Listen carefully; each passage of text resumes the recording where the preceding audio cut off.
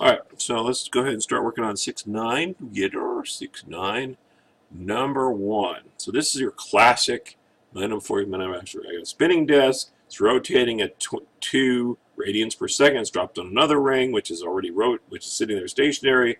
What's their final velocity? So angular momentum has to be conserved. So angular momentum before equals angular momentum after. Therefore, you've got I omega equals I omega. Therefore, I've got 20 to start with times 2. Wow, that's a weird looking thing the way the computer did that. Okay, and then afterwards I've got 20 plus 10. Inertias add. If they're sitting on the same axis, turn around the same spot, they're just going to add up. And then I've got omega sitting back here, and if I do a lot of fancy math, I get 1.33 blank spot for radians per second. Okay, and there's my answer to that one. Okay, number 2A. Number 2A, I've got the classic ice skater problem. These are two types of problems you're probably going to see. Momentum before equals momentum after. Okay, ice skaters flying through the air. There's zero chance they can change it any other way other than pulling their arms in, pulling their arms out. Okay, so I got I omega equals I omega. Okay, so the inertia before is 5.4, and they're traveling at 1. Afterwards, we don't know what their inertia is, but we do know their angular velocity is 1.50. If I do some fancy math, I'm going to get my inertia is equal to 3.6. I check the worksheet to see what the units are. It says kilogram meters squared, which is my moment of inertia.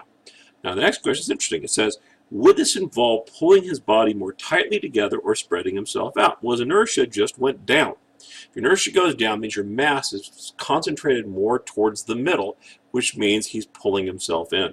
Okay, so he's going to pull himself in, or more tightly.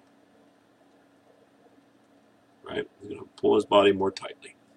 Okay, so then 2B we're still in the same question, or 2C, I guess this would be. 2C, again, with same problem, we've got momentum before equals momentum after. Okay, this time he's going 5.4 and he's going at 1, which is just what we had before. But now we want him to only go 0.5 when he gets done.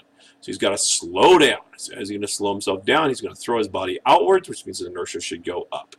5.4 equals I times 0.5. Doing a little fancy math, I get 10.8. I check my worksheet. Apparently inertia is measured in kilogram meters squared, and that makes me happy. Okay. Now, his inertia is higher, so his mass must be farther from the center, the point of rotation. So therefore, he has to spread himself out.